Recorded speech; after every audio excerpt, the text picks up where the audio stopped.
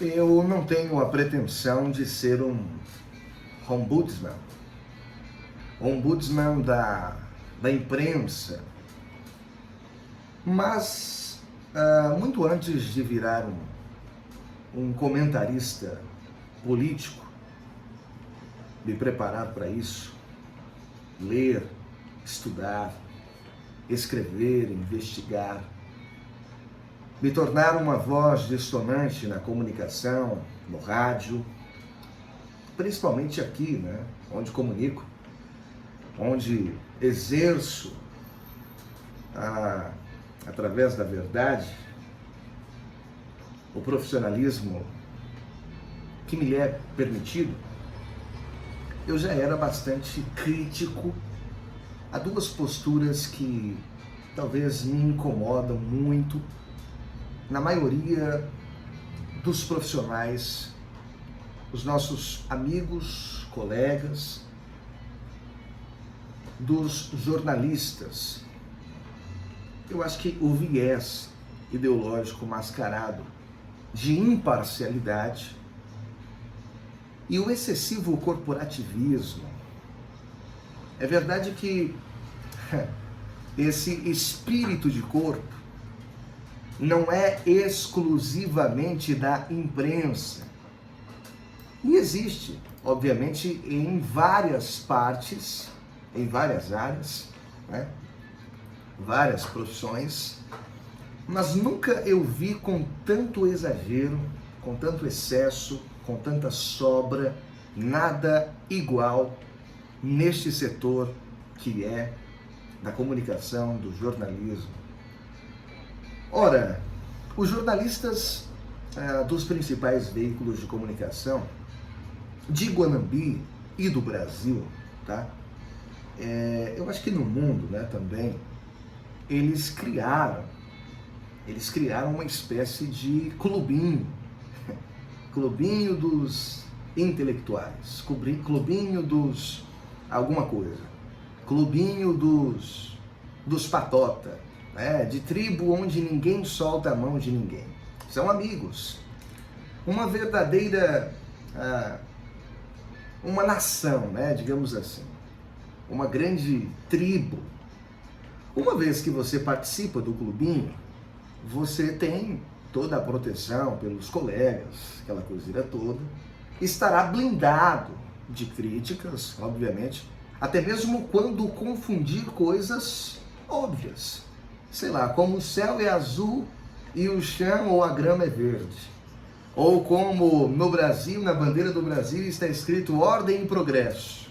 Coisas do tipo.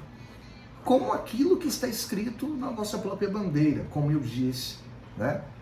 Enfim, você vai receber prêmios que são enaltecidos apenas pelo próprio clubinho. Terá afagos constantes no seu ego, trocando elogios, digamos, mútuos com seus pares. E aí que eis a triste verdade. Eis a triste verdade. Esse clubinho corporativista, da comunicação, dos jornalistas, eles se acham acima de tudo, acima do bem, acima do mal. Eles exalam uma empáfia e uma arrogância muito grande. Eu conheço muitos. Eles são embasados com aquela visão de que são missionários numa cruzada moral. São professores da vida, professores da ética, né? Professores de tudo o que há de bom. São verdadeiros guias que devem apontar um rumo para o progresso, onde na verdade é uma horda de ignorantes e bárbaros, né? Cruéis, não escuta ninguém, fala o que quer, mas não escuta ninguém. Dando a sua própria audiência, ora, formada por um monte de homens sapiens, onde na verdade são homens simpsons. Esses jornalistas, eu acho que jamais aceitariam ser cobrados na mesma moeda que eles cobram os outros. Nós precisamos ser justos, sinceros, verdadeiros. E é o que falta em muita gente. Eles não entenderam que a bolha, senhores, excelentíssimos colegas, vocês precisam entender que a bolha estourou com as redes sociais. Não é mais aquela bolha de antigamente que vocês estão acostumados a viver. Ou vocês entenderam e por isso fazem de tudo para censurar, enganar e calar o povo, ou vocês fazem isso de pura ignorância. De pura ignorância. Muito bem, dito isso, eu digo aos senhores, a você que está aí do outro lado, que tomem muito cuidado com análises no pior estilo de ejaculação precoce, supostamente intelectual. Muito cuidado.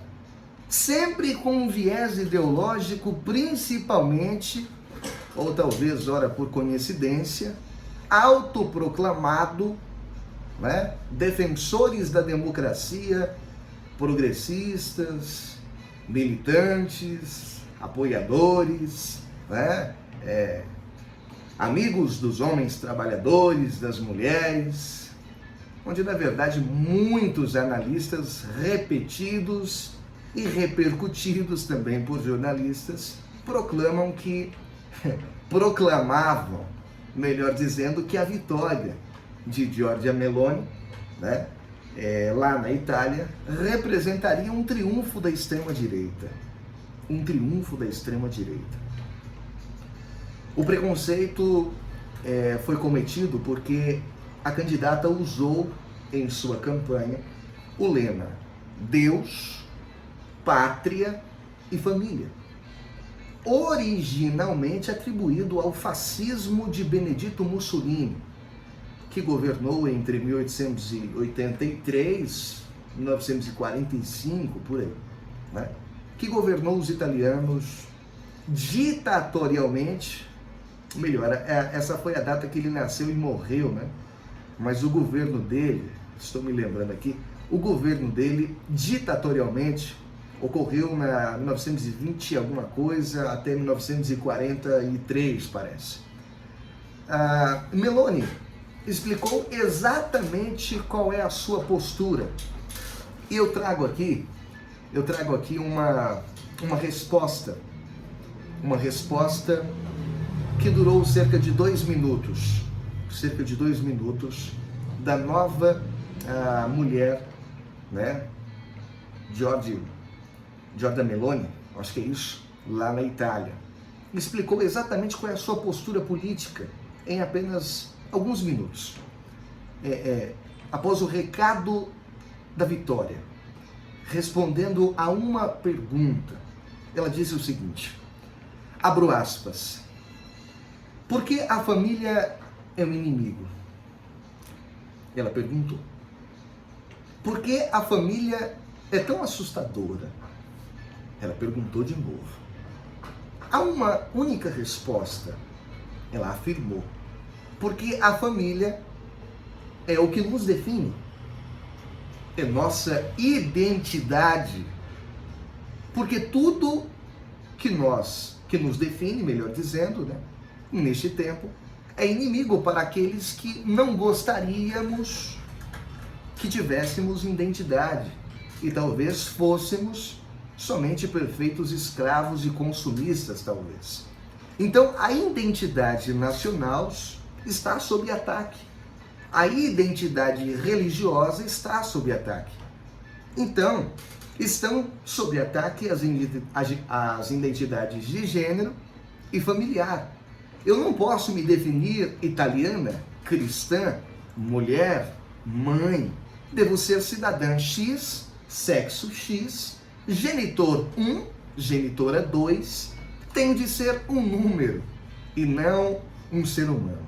Quando sou apenas um número sem identidade, sem raízes, sou escravo perfeito à mercê da grande especulação financeira e consumista. Esta é a razão pela qual estamos hoje com tanto medo. Não somos um número. Defendemos os valores da pessoa humana, de cada indivíduo, que tem um código genético único e irrepetível. Isto é sagrado. Goste ou não, vamos defender Deus, pátria e família. Vamos fazê-lo para defender a nossa liberdade. O pronunciamento, que durou cerca de 2 minutos, né? De Giorgia Meloni, lá na Itália, ela que concorreu às eleições e foi a grande campeã. Venceu as eleições bonito, porque inclusive eu tive acesso pesquisei as pesquisas, e foi um erro assim grotesco, inclusive que o adversário dela estava disparado na frente, foi um erro grotesco. O que eu tiro pelo discurso? Fica claro que eu estou fazendo uma análise do que eu acabei de narrar aos senhores, noticiar de Giorgia Meloni, esta cidadã que tomou as rédeas da Itália, certo? Vai comandar a Itália a partir de agora. Uma pessoa conservadora, né, que defende Deus, pátria, família. Então, pelo discurso fica muito claro que Giorgia Meloni não é fascista, cuja pregação é considerada crime pelo Código Penal italiano, certo? A política que deve ser a próxima é já a primeira mulher, primeira ministra do país, apenas conservadora, que se opõe sem meias palavras, não há meio termo, ou decadente, melhor dizendo, ao progressismo europeu. O xingamento de fascista é comumente usado por quem não sabe usar outros elementos teóricos, digamos, mais consistentes, digamos assim, meios mais consistentes para criticar, sei lá, o seu adversário, o seu inimigo. O mesmo acontece, ora, senhores, parece que a história se repete em paralelo ao Brasil. O mesmo acontece no Brasil. O brasileiro acrescenta o termo liberdade à triade Deus, pátria e família, o que elimina completamente qualquer indício do famoso fascistoide. Aqui no Brasil, publicamente, desde 2013, nós assistimos a um fenômeno que pode ser batizado, sei lá, de Primavera Brasileira. Desde então, expressivos segmentos esclarecidos da sociedade têm saído organizada e ordeiramente às ruas, a partir de livres manifestações nas redes sociais, da internet, defendendo alguns temas, né, bem evidentes, como combate à corrupção, honestidade, respeito à religiosidade, que é Deus, exaltação do patriotismo, a valorização da família, e tudo isso com a inclusão do princípio chamado liberdade. Sobretudo eu falo isso na política e na economia. Nós assistimos isso por muitas vezes. Eu jamais vou virar as costas para o povo, como muitos fazem. Jamais. Eu seria um covarde. Porque para a valorização dos direitos e deveres do indivíduo, em contraposição ao coletivismo, é por isso que isso acontece. Ora, os conceitos vêm acompanhados da suma importância de toda a valorização prática da legalidade com legitimidade. Em um momento talvez de grave crise e desequilíbrio no relacionamento entre os poderes executivo, legislativo e judiciário. Então esse é o enredo que embala e influencia de maneira decisiva e talvez disruptiva a eleição de 2022. o clima fica muito claro. O clima fica muito claro.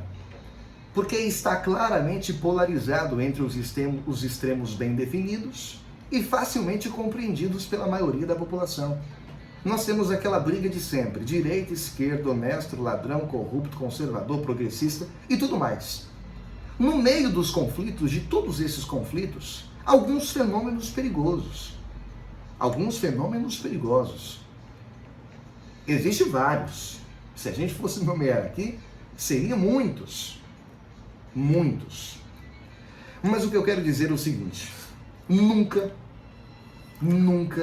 antes na história deste país as instituições sofreu tanto desgaste público de imagem. Eu acho que isso é muito péssimo para o Estado de Direito e para a democracia brasileira. Ainda no meio dos conflitos, eu já estou finalizando, afloram outros defeitos perigosos do nosso modelo eleitoral. Se a gente fosse nomear aqui, classificar, precificar, dizer o que é, seria muita coisa. Mas eu finalizo dizendo o seguinte, que a disputa parece acirrada, pois não faltam oportunistas, não faltam alienados neste país. Então todo o esforço deve estar concentrado em abrir os olhos, principalmente abrir os olhos das pessoas que não têm uma cultura, talvez, de ver o que acontece nos países vizinhos, de ver o que essas pessoas defendem, certo? Daqueles que ainda não se deram conta, sabe, de uma dimensão do que realmente estará em uma disputa no 2 de outubro.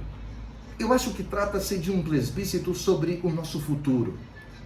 Eu tenho certeza que o Brasil vai mesmo dizer: será que o Brasil, será que os brasileiros, será que os brasileiros vai dizer, sei lá, deixa pra lá, passa o pano, dane-se a corrupção? Ou vai deixar claro o recado aos verdadeiros golpistas, saqueadores, que acham que a bandeira do Brasil vai se tornar vermelha como Venezuela, né? O que é que vocês imaginam? Queria muito